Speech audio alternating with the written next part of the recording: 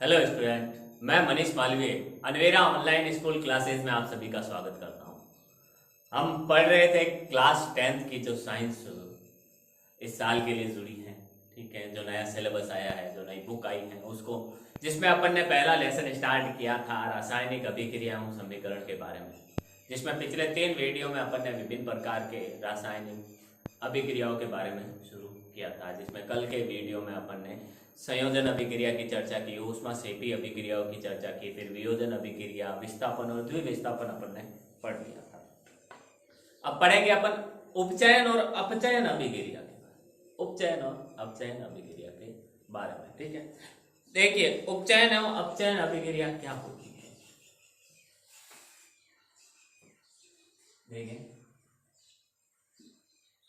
उपचयन एवं अपचयन अभिक्रिया,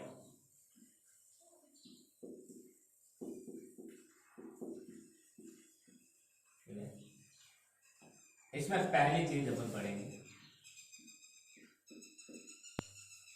उपचयन अभिक्रिया।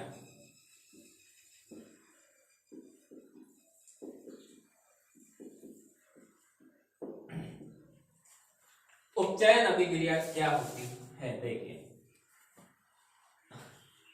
उपचयन अभिक्रिया क्या होती है। जब अभिक्रिया के समय किसी पदार्थ में ऑक्सीजन का योग होता है, अर्थात अभिकारक में 2 अभिकारकों के बीच या 2 से अधिक अभिकारकों के बीच क्रिया करवाई जाती है, तो एक अभिकारक में क्या होता है, ऑक्सीजन आकर जुड़ती है। एक अभिकारक में क्या होता है, ऑक्सीजन आकर जुड़ती है। इसे अपन उपचयन या ऑक्सीकरण कहते हैं। जबकि किसी पदार्थ से ऑक्सीजन निकलती है, ऑक्सीजन का ह्रास होता है, तो उसे अपन अपचयन अभिक्रिया कहते हैं, ठीक है। दोनों ही अपन साथ में ही देख लेते हैं। ध्यान से सुनिए उस बात को कि मैंने क्या बोला है कि जब किसी पदार्थ से ऑक्सीजन आकर योग करती है, जुड़ती है किसी अभिक्रिया में, तो उसे ऑक्सीकरण या उपचयन अभिक्रिया कहते हैं। जबकि अगर ऑक्सीजन निकलती है या फिर क्या होता है, ऑक्सीजन का ह्रास होता है, तो उसे अपन क्या कहते हैं, उसे अपन अपचयन कहते हैं। इसी के अंदर एक बात और होती है कि जब ऑक्सीजन, देखिए ऑक्सीजन में क्या होता है,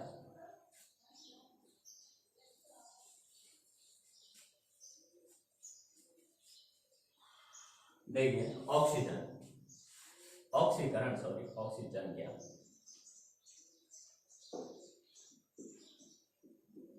ऑक्सीकरण या जिसे अपन उपचयन कहते हैं, ठीक है। ऑक्सीकरण या उपचयन और अंतर अपन थोड़ा सा इसमें पहले देख लेते हैं, ठीक है। अंतर ज्यादा कुछ नहीं है, आपको अच्छे से देखना है। अंतर ज्यादा कुछ नहीं है, अच्छे से देखिए आप।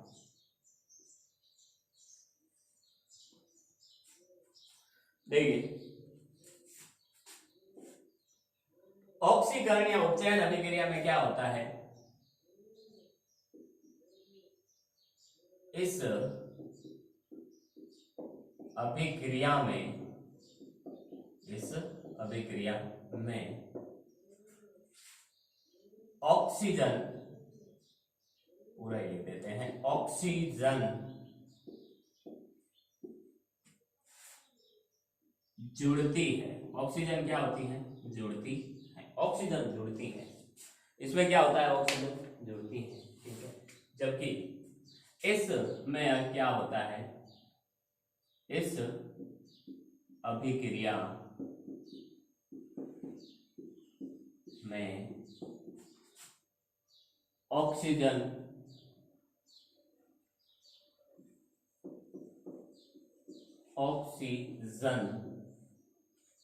का ह्रास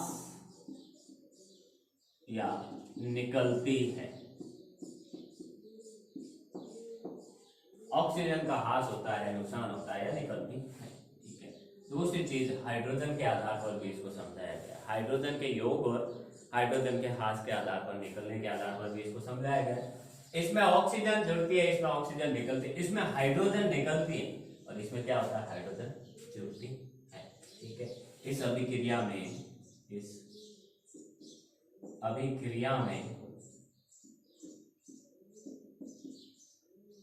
हाइड्रोजन निकलती है, या कह सकते हैं अपन मुक्त होती है, ऐसा भी कह सकते हैं। ठीक है, और इसमें क्या होगा, इसका जस्ट उल्टा, इसमें हाइड्रोजन मुक्त होती है तो इसमें हाइड्रोजन, इस अभिक्रिया में हाइड्रोजन क्या होती है, जुड़ती है, जुड़ती है, जुड़ती है। इस अभिक्रिया में हाइड्रोजन जुड़ती है। तो ये तो एक अंतर के आधार पर अपन ने देख लिया। अब इसकी परिभाषा क्या है, देखिए परिभाषा इसकी क्या है कि जब अभिक्रिया के किसी पदार्थ में, जब अभिक्रिया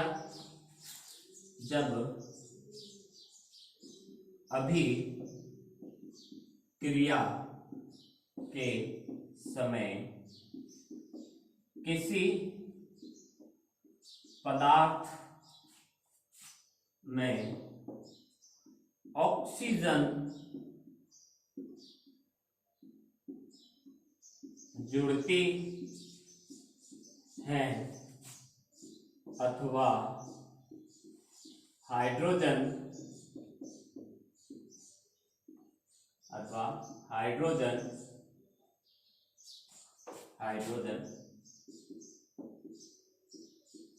निकलती है, उसे उपचयन या ऑक्सीकरण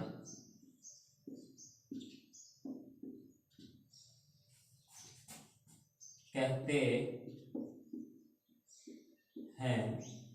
जबकि इसका जस्ट उल्टा है। अगर ऑक्सीकरण में क्या होता है, ऑक्सीजन जुड़ती है और हाइड्रोजन निकलती है, तो इसमें क्या होगा, जबकि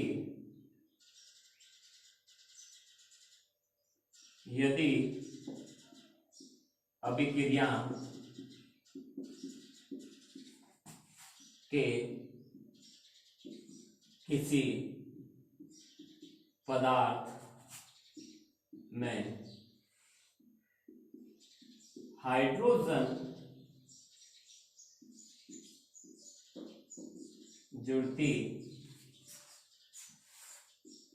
है तथा या अथवा ऑक्सीजन निकलती है, ऑक्सीजन निकलती है,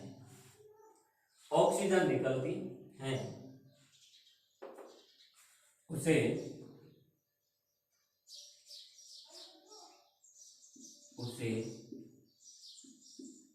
अपचयन अभिक्रिया कहते हैं। उसे क्या कहते हैं अपन, अपचयन अभिक्रिया कहते हैं। ठीक है, तो ये होती है ऑक्सीकरण या उपचयन या अपचयन अभिक्रिया। ठीक है, तो देखिए अब यहाँ पर दो चीजें बताई गई है। ऑक्सीकरण में क्या होगा, ऑक्सीजन जुड़ेगी, हाइड्रोजन निकलेगी। तो इनमें दोनों ही होने जरूरी नहीं है कि जिस पदार्थ में ऑक्सीजन जुड़ती है उससे हाइड्रोजन निकलने भी चाहिए, नहीं। यदि ऑक्सीजन जुड़ती है तो भी उपचयन है, ऑक्सीकरण है। यदि हाइड्रोजन किसी पदार्थ में से निकलती है तो भी अभिक्रिया क्या है, ऑक्सीकरण ही है। यदि किसी पदार्थ में ऑक्सीजन निकलती है तो भी अपचयन है, और अगर हाइड्रोजन जुड़ती है तो भी अपचयन है। दोनों में से एक होना जरूरी है। ठीक है, फॉर एग्जाम्पल इसको अपन देखते हैं।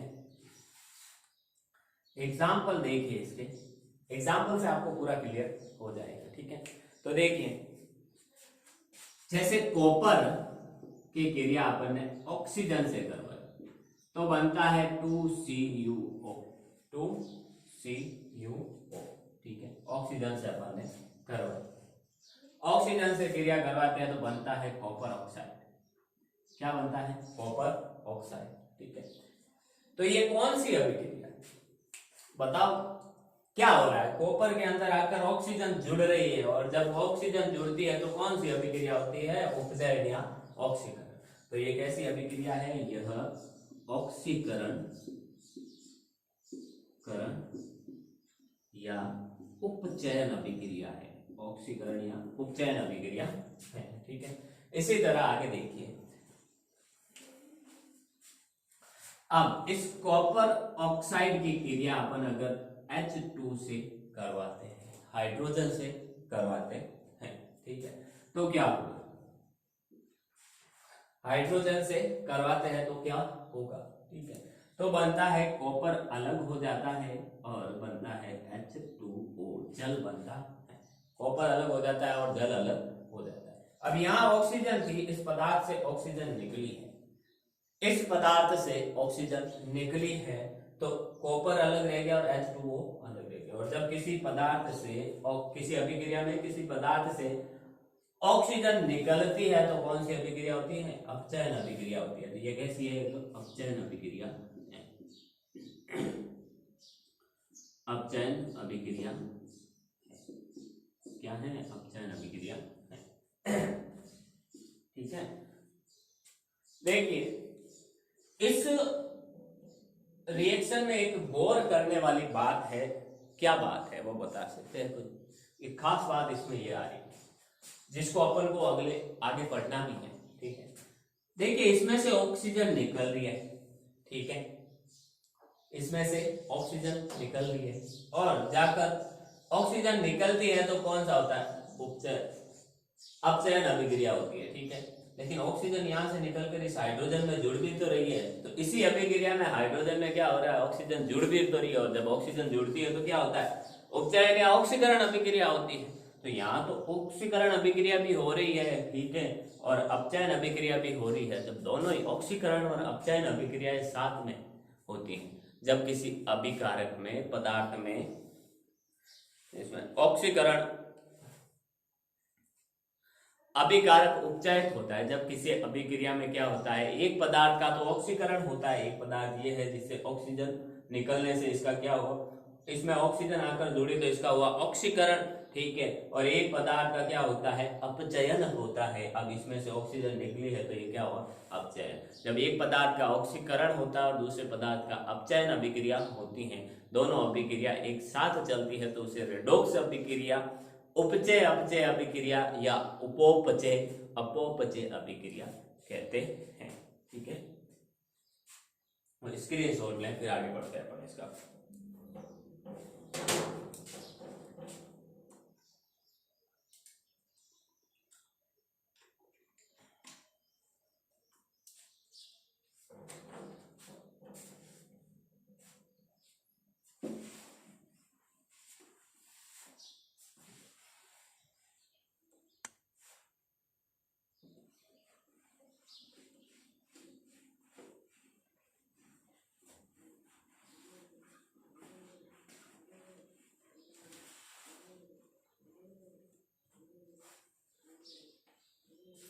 तो ये तो थी उपचयन और अपचयन क्रिया के बारे में जानकारी। अब पढ़ते हैं अपन उपचयन अपचयन अभिक्रिया की दोनों की साथ में जानकारी।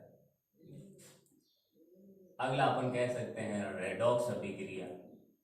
अगली जो अभिक्रिया है हमारी रेडॉक्स या अपोपचय या जिसे अपन उपचय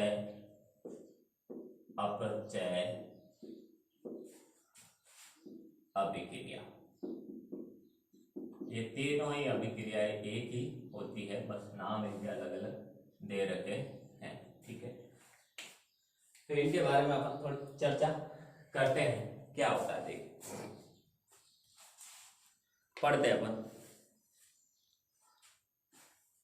ऐसी अभिक्रिया जिसमें एक अभिकारक उपचयित होता है तथा दूसरा अभिकारक अपचयित होता है। अर्थात एक पदार्थ का तो ऑक्सीकरण होता है, दूसरे पदार्थ का अपचयन होता है, उसे रेडॉक्स अभिक्रिया, ये रेडॉक्स अभिक्रिया, अपोपचय अभिक्रिया, उपचय अभिक्रिया कहते हैं। ठीक है, तो देखिए ऐसी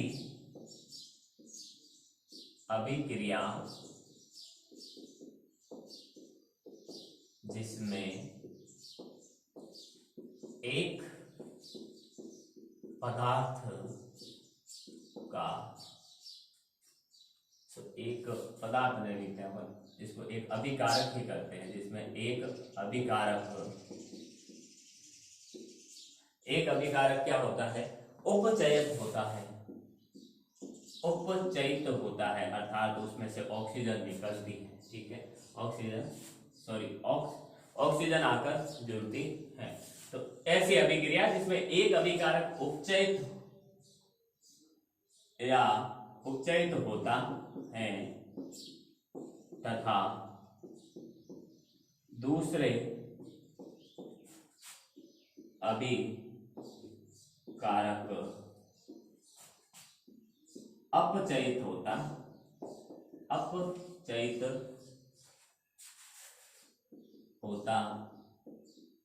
है, उसे रेडॉक्स अभिक्रिया या अपचय अभिक्रिया या अपोपचय अभिक्रिया कहते हैं। ये तो हो गई लैंग्वेज की बात, जो लैंग्वेज आती है। ठीक है, नेक्स्ट अब अपन इसको एग्जाम्पल के थ्रू समझेंगे। एक एग्जाम्पल तो अपन ने लास्ट में पढ़ा ही था। ठीक है, अब और अच्छे से एग्जाम्पल के थ्रू इसको पढ़ेंगे। ठीक है, उसी एग्जाम्पल को चलो अपन खोल के पढ़ते हैं। देखिए, जैसे एग्जाम्पल था अपना CuO प्लस H2, अच्छे से पढ़ते हैं। CuO अर्थात copper oxide plus H2 hydrogen की क्रिया करवाते हैं, बनता क्या है, बनता है हमारा Cu प्लस H2O। ठीक है, अब यहां से ऑक्सीजन जाती है, निकलती हैं और कहां जाकर जुड़ती हैं, हाइड्रोजन में जाकर जुड़ती है। जब ऑक्सीजन निकलती है तो कौन सी अभिक्रिया होती है, उपचयन अभिक्रिया होती है। कौन सी, उपचयन। तो इस पदार्थ का तो हो रहा है उपचय और यहां हाइड्रोजन होती है और आकर कहां जुड़ती है। ठीक है, और हाइड्रोजन में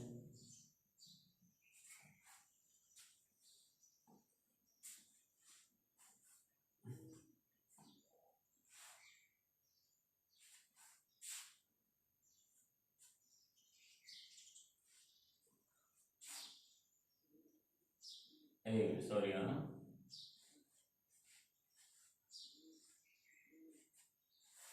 नाम उल्टा लिख दिया।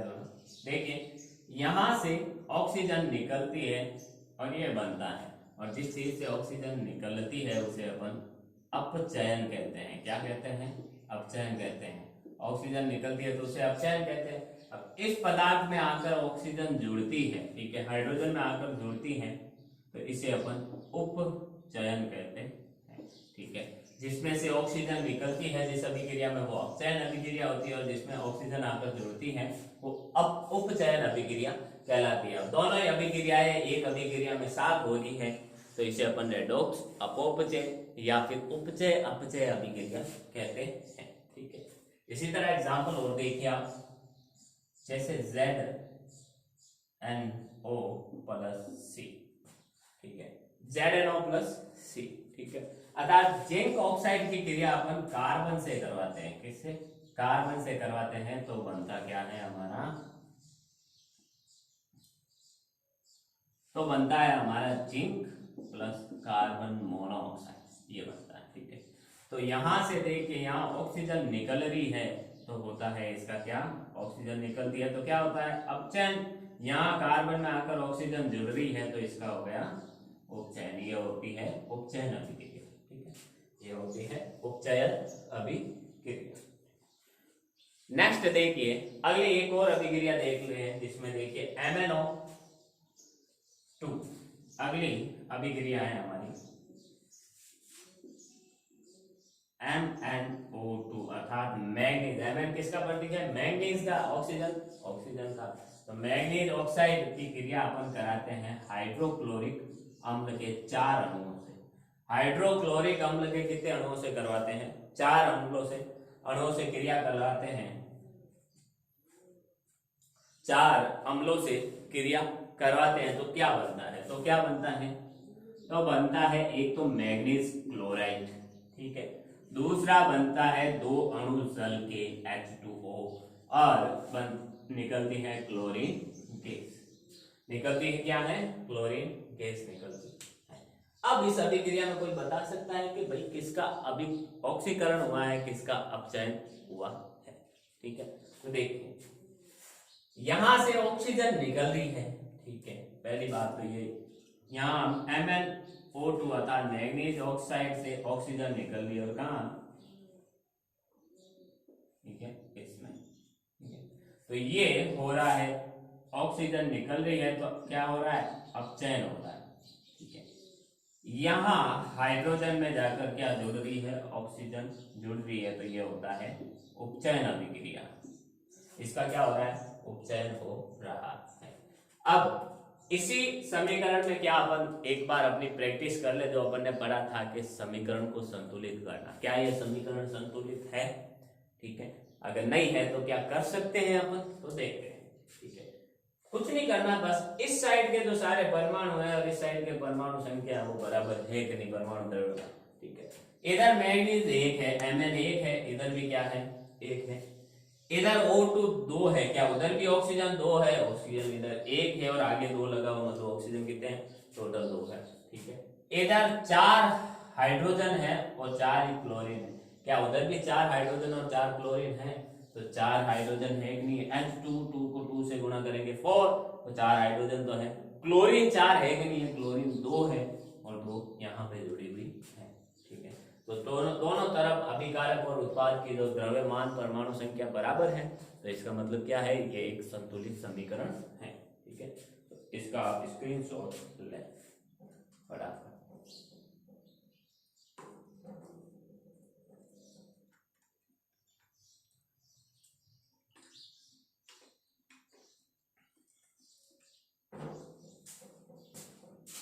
आगे है हमारा बहुत ही इंपॉर्टेंट, कह सकते हैं अपन, जिससे सवाल बनने के हर बार लगभग सवाल बनने के चांसेस रहते हैं, और बहुत ही इंपॉर्टेंट है, क्योंकि ये आज से 10वीं के लिए इंपॉर्टेंट नहीं है, ये सारे जो भी कंपटीशन एग्जाम, जॉब वाले एग्जाम अपन देते हैं, उन सब के लिए इंपॉर्टेंट है। देखिए क्या होता है। अगला है हमारा संसारण, ठीक है, या जंग लगना जिसे अपन कहते हैं। ठीक है, अगला है हमारा संसारण। ठीक है, जंग लगना भी इसे कहते हैं। हम देखते हैं कि लोहे की जो नई वस्तु है अपन लाते हैं, ठीक है, थोड़े दिन बाद उस पर क्या आ जाती है? एक भूरी चमकीली, जो लोहे की नई वस्तु होती है वो तो चमकीली होती है पहली बात, ठीक है, चमकती है अच्छे से, बढ़िया, ठीक है, लेकिन थोड़े दिनों बाद अपन देखते हैं, कुछ समय बाद के उस पर एक भूरी परत चढ़ जाती है, उसकी चमक गायब हो जाती है। ऐसा क्यों होता है? ठीक है, लेकिन कुछ समय बाद उन पर लोह लालिमा और लाल कलर की, लाल भूरे रंग की क्या हो जाती है? परत आ जाती है। ऐसा क्यों होता है? इस प्रक्रिया को हम लोहे पर जंग लगना कहते हैं। इसको अपन लोहे पर जंग लगना कहते हैं। अब जब धातु क्या होता है? अम्ल या आर्द्रता के संपर्क में आता है, किसी अम्ल के संपर्क में आता है, या किसी आर्द्रता अर्थात नमी के संपर्क में आता है, पानी के संपर्क में आता है, तब ये संसारित होती है, तब इस पर जंग लगता है, और इस प्रक्रिया को हम संसारण कहते हैं। इस प्रक्रिया को हम क्या कहते हैं? संसारण कहते हैं। ठीक है, तो देखिए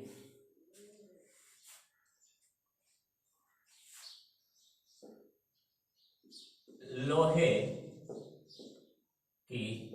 बनी नई वस्तुएं, लोहे की बनी नई वस्तुएं क्या होती है? चमकीली होती हैं। लोहे की बनी नई वस्तुएं चमकीली होती हैं। होती हैं भाई, हम कहा कह रहे नहीं होती, होती है, ठीक है। लेकिन कुछ समय बाद, लेकिन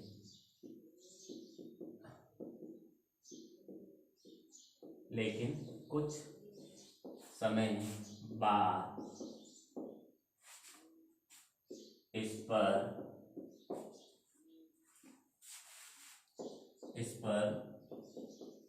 लालिमा युक्त भूरे रंग की परत चढ़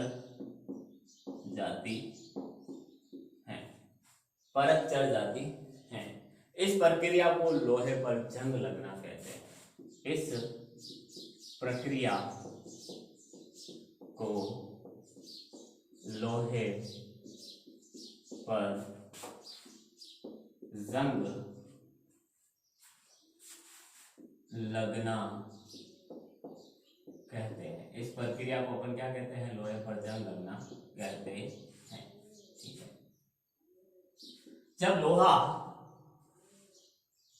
जब कोई धातु, लोहा जरूरी नहीं है, लोहे पर जंग लगना नहीं, अपन इसको लोहे पर जंग लगना, लोहा जरूरी नहीं है, कोई और धातु भी हो सकती है, उस पर भी जंग लगता है। ये तो लोहे का पर जंग लगने की बात कही, ठीक है। तो जब कोई धातु अम्ल या आर्द्रता के संपर्क में आता है तब ये संसारित हो जाता है। इस प्रक्रिया को संसारण कहते हैं, ठीक है। जब कोई धातु अम्ल या आर्द्रता के संपर्क में आती है तो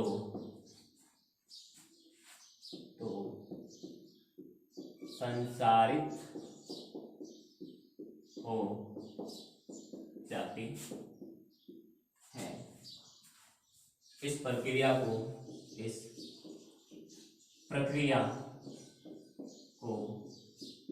संसारण कहते हैं। संसारण इसको कहते हैं, ठीक है। ये संसारण की प्रक्रिया होती है। इसके अलावा एक चीज और होती है, विकृत गंधिता, जिसके बारे में भी अपन ने चर्चा की थी थोड़ी बहुत, तो ठीक है। जो तेलीय चीजें होती हैं, ठीक है। अब जंग से बचाने के लिए इन लोहे की धातुओं पर जो जंग रोधी पेंट किया जाता है, कलर किया जाता है, ठीक है, जिससे इन पर जंग नहीं लगे, ठीक है। देखिए आगे, अब विकृत गंधिता क्या होती है? विकृत यानी बिगड़ी हुई, गंधिता यानी स्वाद, गंध। बिगड़ा हुआ स्वाद या गंध क्या होता है, ठीक है। हम देखते हैं वसा वाली जो चीजें होती है, अर्थात जो तेलीय चीजें होती है, थोड़े दिनों बाद, थोड़े दिन तक पड़ी रहती है, 1-2 दिन तक पड़ी रहती है, उसके बाद उसमें से अलग अलग बदबूदार स्मेल आने लगती है, खराब गंदी बदबू आने लगती है, और उसका टेस्ट भी बिगड़ जाता है। इसे अपन क्या कहते हैं? विकृत गंधिता कहते हैं। वसा युक्त या तेलीय खाद्य पदार्थों को लंबे समय तक खुले में रखने पर क्या होता है? उनका स्वाद व गंध बिगड़ जाता है, इसे विकृत गंधिता कहते हैं। वसा या तेलीय खाद्य पदार्थों को लंबे समय तक खुले में रखने पर इनका स्वाद एवं गंध बिगड़ जाती है,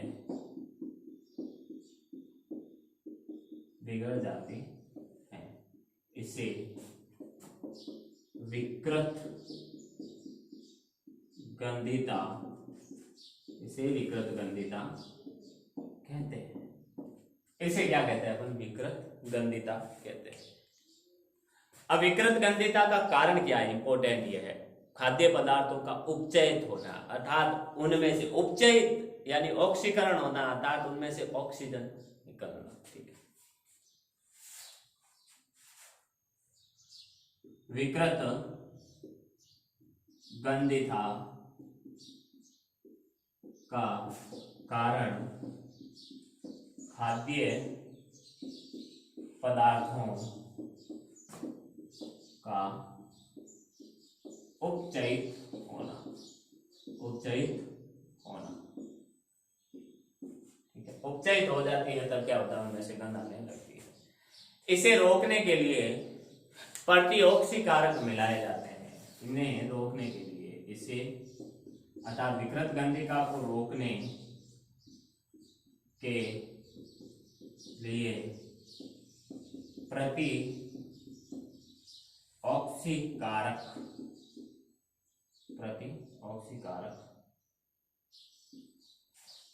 मिलाए जाते हैं, प्रतिऑक्सीकारक मिलाए जाते हैं। ठीक है, वायुरोधी बर्तनों में खाद्य सामग्री रखने से उपचयन की गति धीमी हो जाती है। जो वायुरोधी अर्थात खाने को ढककर रखने पर, ऐसा ढकना कि उसमें क्या होता है? उसमें हवा का प्रवेश ना, ऑक्सीजन किस में होती है? हवा में होती है। ठीक है, तो वो हवा उसमें प्रवेश नहीं करेगी तो वो उपचयन नहीं होगी, अर्थात उपचयन की गति धीमी हो जाती है। इसलिए हम खाद्य पदार्थों को फ्रिज में या ढक कर रखते हैं। फ्रिज में भी ऑक्सीजन जाती नहीं। ठीक है,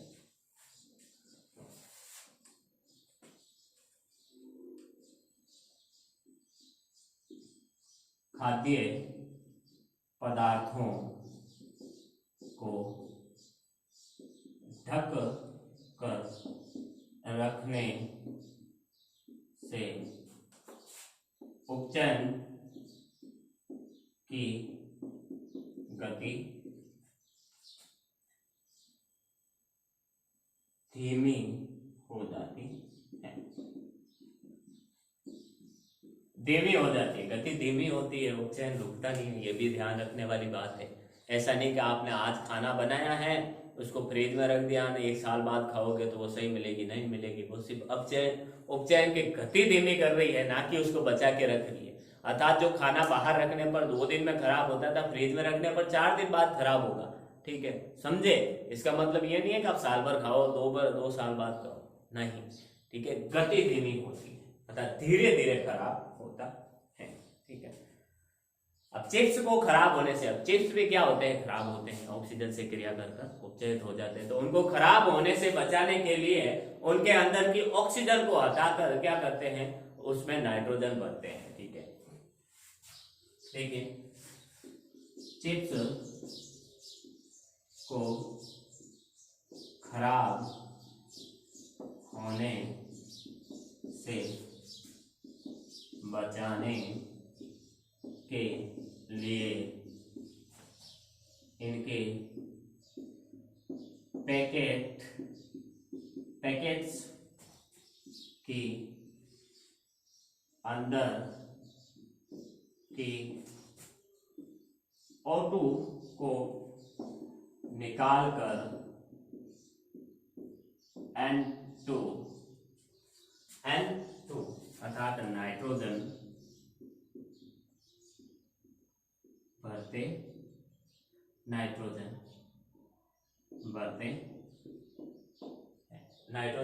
भरते हैं, जिससे चिप्स का उपचयन नहीं हो पाता, जिससे चिप्स का उपचयन नहीं हो पाता, उपचयन